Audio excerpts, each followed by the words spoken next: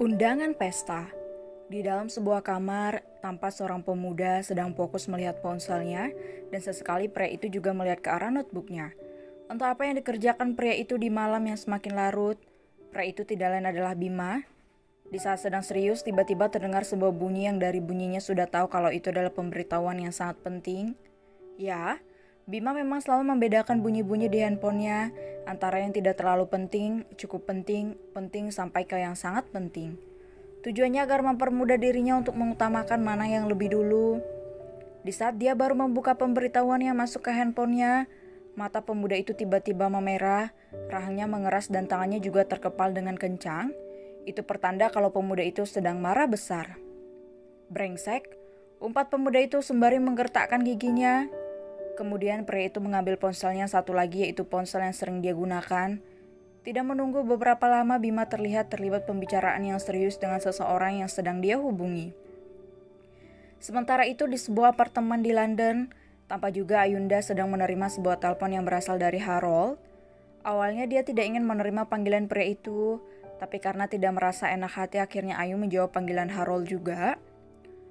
Aku tahu kamu mungkin merasa tidak nyaman akan pengakuanku kemarin, makanya kamu selalu menghindar. Tapi sumpah Ayu, aku merasa tidak nyaman dan selalu kepikiran.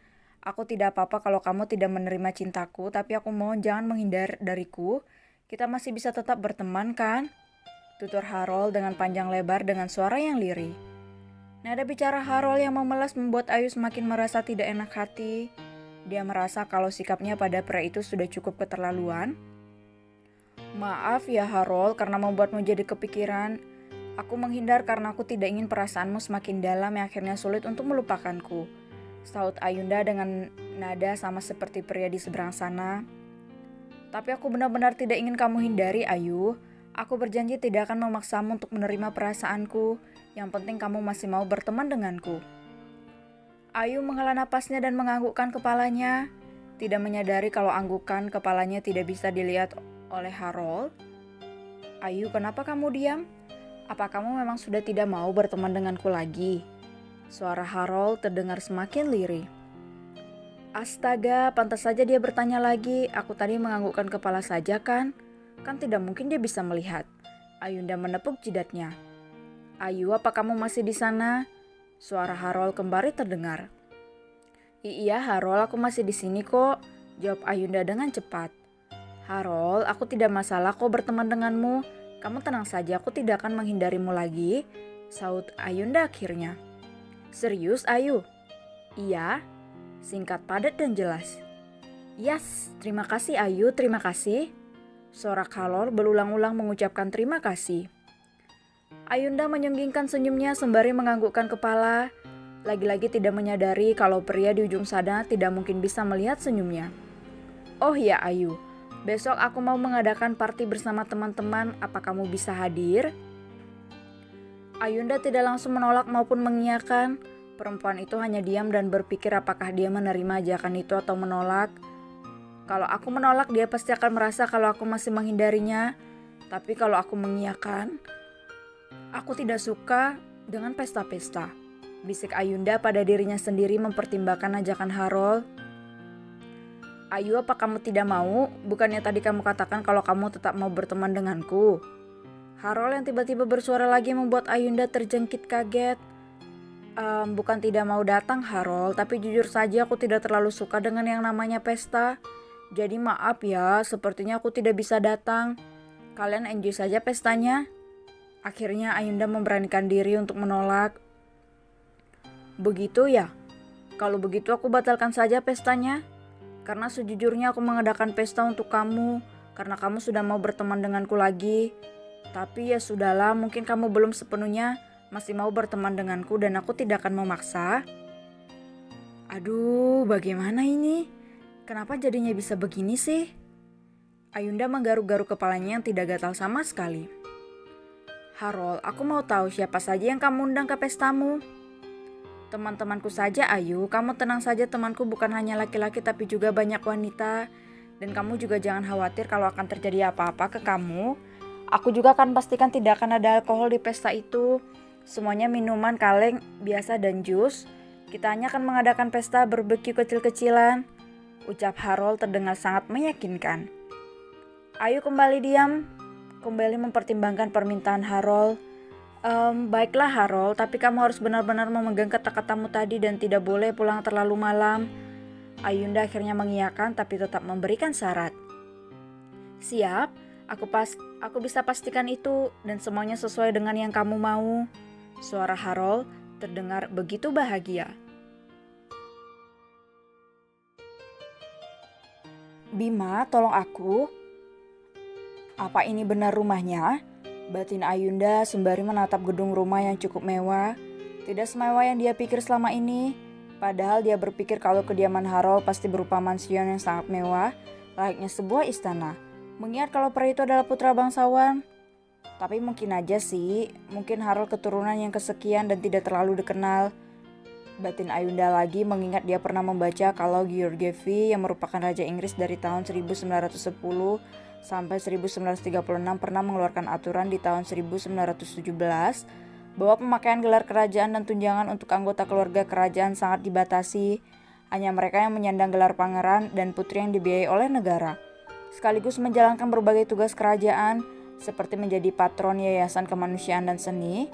Di luar dari pangeran dan putri, sekalipun mereka cucu dan cicit penguasa, tidak boleh menerima uang saku kerajaan. Jadi bisa dipastikan kalau Harold termasuk yang tidak mendapatkan gelar pangeran dan tidak mendapatkan uang saku dari kerajaan, atau istilah kasarnya hanya bangsawan biasa. Merasa yakin dengan apa yang dia pikirkan, Ayunda menghubungi Harold dan mengatakan kalau dirinya sudah berada di depan kediaman pria itu. Tidak menunggu lama, tanpa seorang pria yang tidak lain adalah Harold berlari kecil untuk menyambut kedatangan Ayunda. Akhirnya kamu datang juga. Kamu datang sendiri kan? Harold mengedarkan pandangannya seperti takut kalau ada yang mengikuti Ayunda.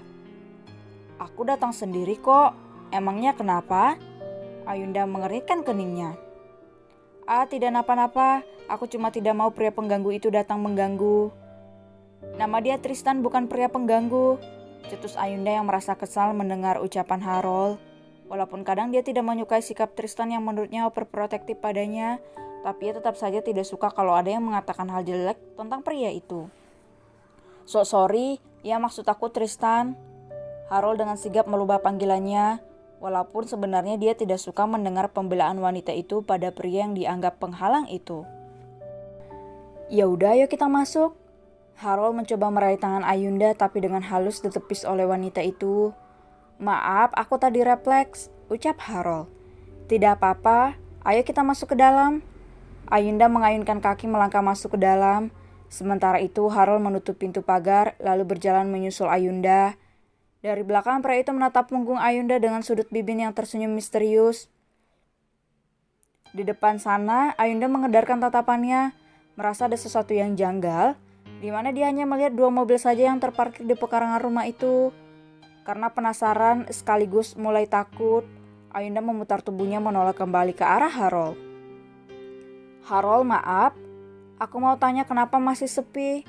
Bukannya tadi malam kamu mengatakan kalau akan banyak yang hadir di pestamu, tapi kenapa masih hanya ada 2 mobil di sini? Apa mereka belum pada datang? Tanya Ayunda beruntun dengan sudut kanan alis yang naik ke atas menyelidik. Oh, mereka seperti kamu, mereka datang menggunakan taksi. Kamu tenang saja, di dalam sudah banyak orang, baik pria maupun perempuan. Harold berusaha meyakinkan Ayunda walaupun sedikit gugup. Oh begitu, Ayunda menganggukkan kepalanya. Ya udah, yuk kita masuk ke dalam. Harold memutar handle membuka pintu dengan lebar-lebar. Masuk. Tiba-tiba dan tanpa bisa dihindari, tubuh Ayunda terdorong keras ke dalam akibat dorongan Harold. Harold, ada apa ini? Wajah Ayunda seketika berubah pucat melihat ke sekeliling, ternyata tidak seperti yang dikatakan oleh Harold di luar sana. Tidak tampak sama sekali keramaian dan tanda-tanda akan ada pesta. Yang dia lihat justru beberapa pria yang berjumlah 5 orang sedang duduk dan menatap dirinya dengan tatapan penuh maksud. Wah, ternyata dia gadis yang cantik, Harold, ujar salah satu dari 5 pria itu yang memiliki tubuh tinggi besar. Iyalah, aku tidak mungkin membawa yang asal-asalan. Jawaban Harold barusan mendapat gelak tawa dari 5 pria itu, sementara Ayunda sudah mulai ketakutan. Harold, apa maksudnya ini? Kamu bilang kalau kamu tidak membiarkanku kenapa-napa. Tawa Harold sontak pecah, demikian juga dengan yang lainnya mendengar ucapan Ayunda. Kamu pikir aku serius mengatakan itu? Kamu salah, Ayu. Kamu itu ternyata sangat mudah dibohongi. Asal kamu tahu itu semua hanya alasanku saja supaya kamu mau datang. Harold menyeringai sinis ke arah Ayunda. Kamu mau tahu? Aku memang mengadakan pesta, yaitu pesta yang bisa membuat kami terbang. Kamu mau tahu pesta apa? Harold mencondongkan tubuhnya ke arah Ayunda. Kami akan berpesta dengan berbagi tubuhmu ini, bisik Harold sembari membelai lembut pipi Ayunda yang benar-benar seperti mayat hidup. Harold, kamu jangan macam-macam. Ingat kalau kamu sampai melakukannya, nama baik keluargamu akan tercoreng. Di sela-sela rasa takutnya, Ayunda masih berusaha untuk mengingatkan Harold akan statusnya. Tawa Harold kembali pecah dan kali ini lebih keras dari sebelumnya. Aku tidak peduli, lagian kamu kira setelah kami semua menikmati tubuhmu, kamu akan kami biarkan hidup. Oh tidak kan? Setelah kami puas, nyawamu akan kami habisi. Setelah itu mayatmu akan kami buang jauh, sampai tidak ada yang bisa menemukan mayatmu. Seiring berjalannya waktu, kasus hilangnya kamu akan hilang begitu saja. Harold kembali tertawa setelah menyelesaikan ucapannya. Mendengar ucapan Harold membuat jantung Ayunda berdetak tidak karuan. Wanita itu benar-benar sudah sangat takut sekarang. Harold, kenapa kamu tega melakukan ini? Kenapa aku tega? Apa kamu tidak bisa menyimpulkan sendiri kenapa aku melakukan ini?